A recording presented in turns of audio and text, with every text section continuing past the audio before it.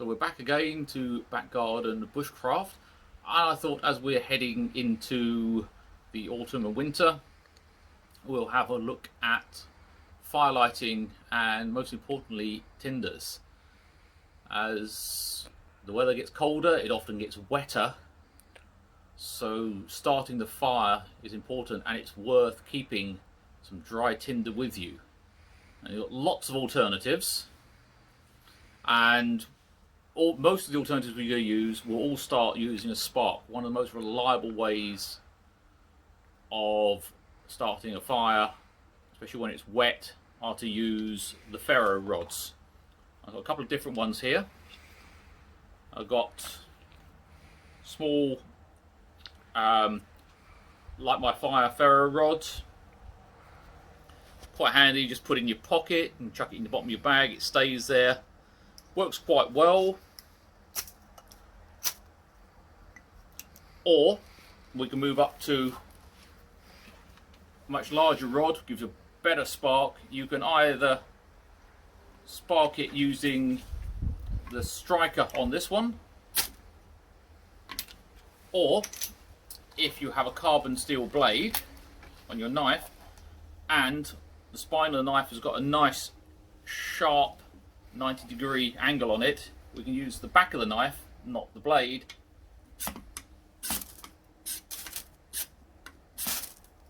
to create some sparks, and also will create small shavings of the metal which you can ignite. So we'll put those away for a moment and have a look at the different tinders we can use. Probably one of the easiest to source and very reliable is to use either the cotton makeup pads or cotton wool balls, and these are normally easy enough to source from around the house. I like the pads because what you do is they're nice and flat, they stack easily, but when you peel them apart you end up with the lovely fluffy centre, and those will take a spark really easily.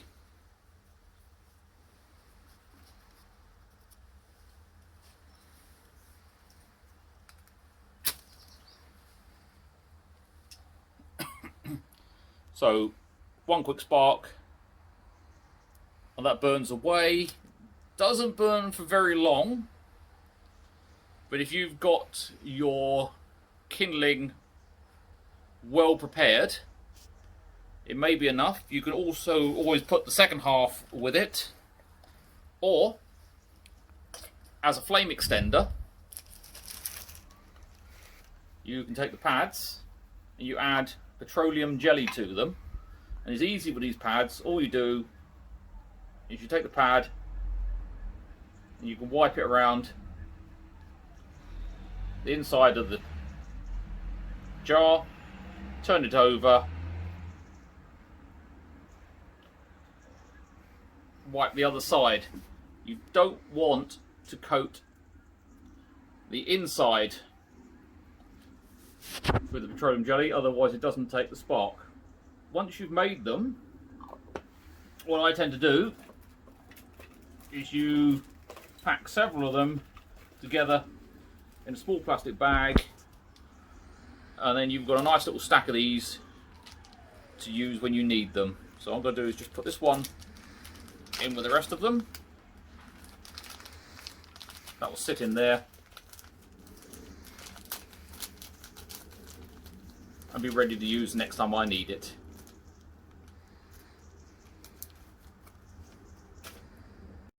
Okay, so now we can move on to another easily sourced tinder from the house or the garden. And what I've got and use is the jute garden twine. So this is a natural twine, this is not a nylon one. It's wrapped up in 3 strands, and what you can do is you tease these strands out to make them nice and fluffy.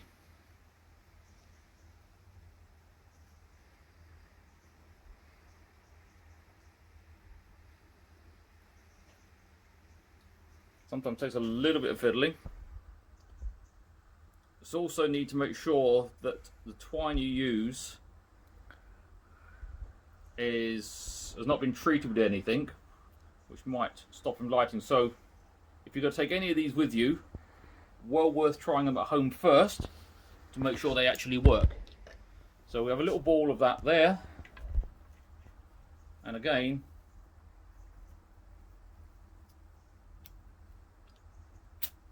it goes up really quickly, but if you've got a nice combined bundle of different items, it will allow you to start a very effective fire easily. We can move on to using natural items, and one of the ones that is quite well known is using birch bark. Birch bark is a very fine papery bark that's impregnated with lots of oils and resins, which makes it easier to light and sustains a flame quite a time. And to make this even better, we can very carefully scrape the surface, which will create a nice little pile of fine birch dust there.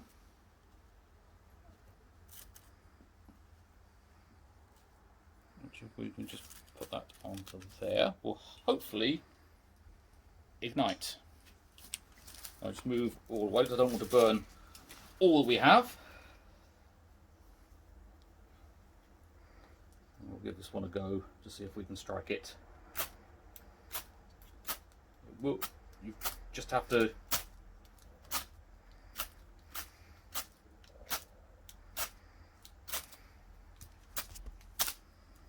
that one I think I haven't got quite enough, so what we'll do to make it a little bit easier to light as well,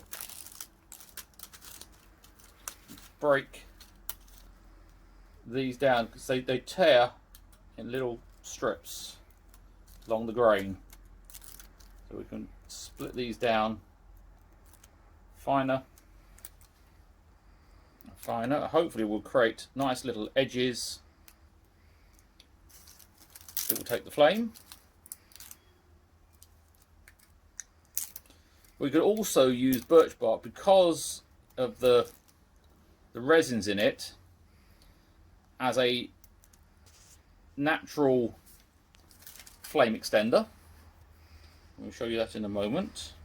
I'll see if I can light it.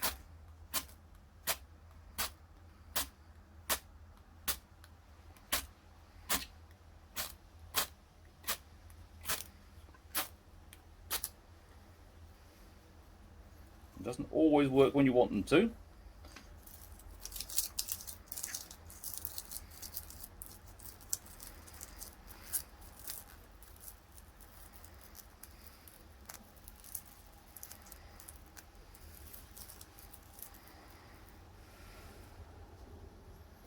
What I'm going to do is I'm going to move just to the other ferro rod because that just gives me a little bit more heat.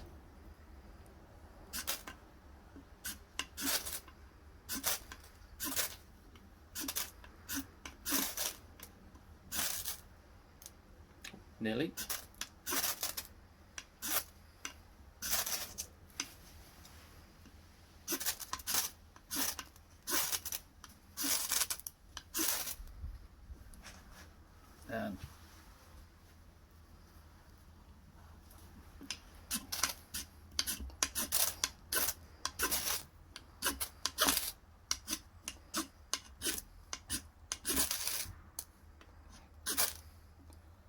And this may, because it's been out in the garage for quite a while, I've just got damp The other alternative with birch bark, if you can find a nice size piece, is you can wrap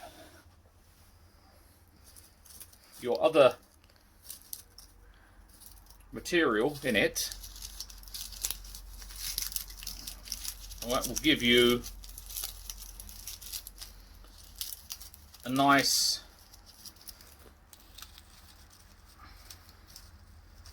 flame stand when you, there we go, sit it around that way. You've got the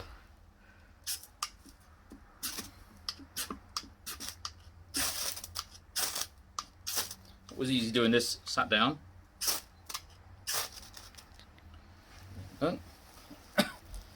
The birch bark then lights. The oil will keep the flame going so much longer, because you saw for the first time when I used half of the cotton wool ball, it didn't take very long to burn through. This is taking a little bit longer, giving you a bit more heat. You can see from a little bit of smoke coming off that it's much more oily. I'll just let that burn down before I get rid of the material from it.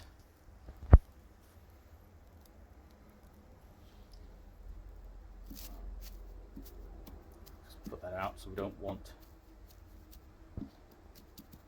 to set light to my garage. Just sit there and just smolder for another second or two.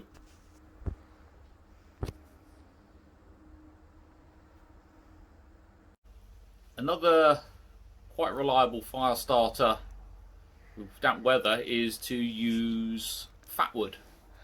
So this is a piece of pine that is heavily laden with resin, and it's the resin within the wood that burns. To access the resin, what we're going to do is we're going to scrape the wood using the back of the knife.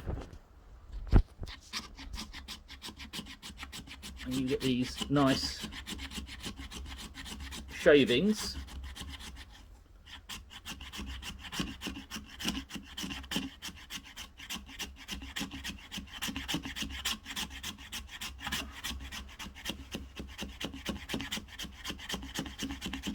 And as you scrape it, you can smell the resin. So we'll just put that into a little pile there. And then we'll scrape it together.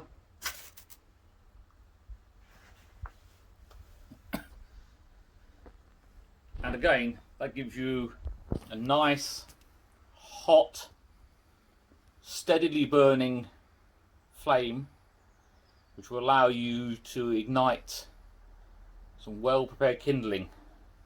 And you need to make sure, though, your kindling you can get is as dry as possible. So that normally means you've got to gather it as you go. You need to be trying to keep it dry when you've got it.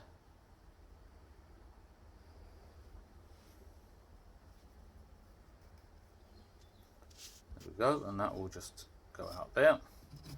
Let's move that all to one side.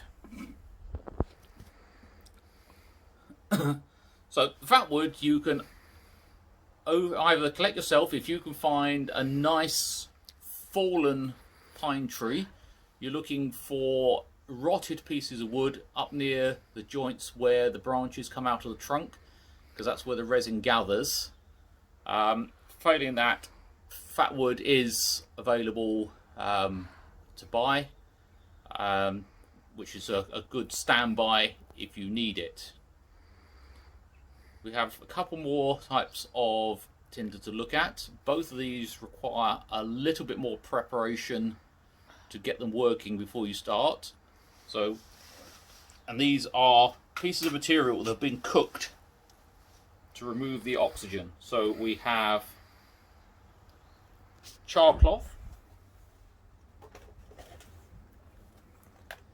and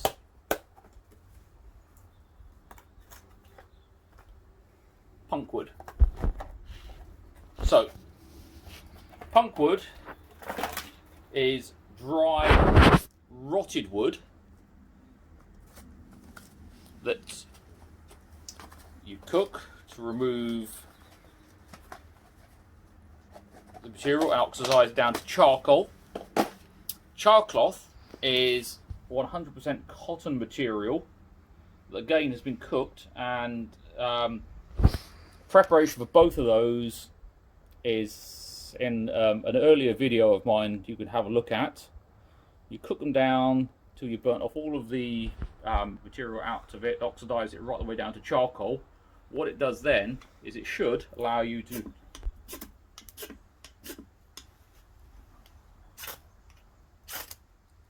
take a spark. Now this doesn't burst into flames, it just smoulders, and the same will allow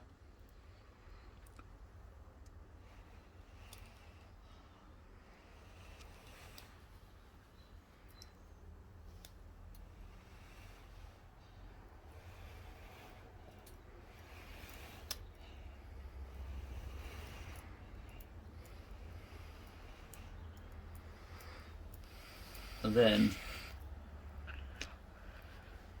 this will also burn the same.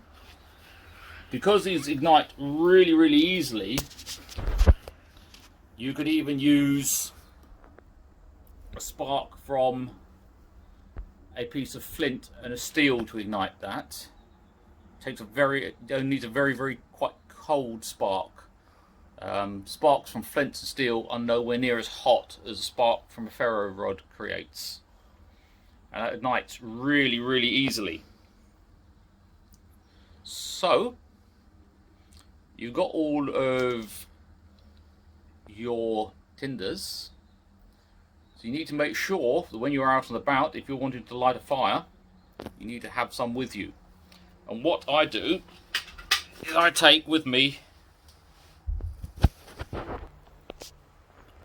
a small fire lighting tin. So this is a tobacco type tin, Altoids tin. In it I put bundles of bits and pieces. The other thing that is really useful to carry are coffee stirrers. Admittedly, during the COVID pandemic at the moment, they're not quite so easy to get hold of, because if you're doing takeaway coffee, it's not as easy to pick them up as you go. I've got a bundle of jute string in there. I have a small bag with char cloth in. I also add to that cotton ball pads. Just squeeze the air out of those. In there as well is a small pencil. That has various uses. If you ever need to leave an emergency note, you've got something to write with. The other thing is you can shave this down for another supply of dry wood, and then the small ferro rods will tuck in quite nicely. All of that goes in the tin. I normally have a little piece of string around there just to make sure it doesn't open. That can then go into the side pocket of a rucksack, belt pouch, pocket. You know then that you have a little pile of dry tinder to allow you to start a fire if you need to. Whilst you're carrying your tinder with you to start the fire, it's worth also thinking about kindling when you're out and about. And I normally carry in my rucksack a small stuff bag to put bits of kindling in. All this is bottom of a leg off an old pair of trousers. You just run a draw cord around the back, and as you go along, if you see bits of dry twig hanging from trees, anything you think that will light, you can just bundle that in. You can tuck it inside your coat. If it's raining, your body heat will dry it out. So when you get to where you want to be to light your fire, you know not only do you have your tinder, you've also got a nice bag full of kindling that's drying out.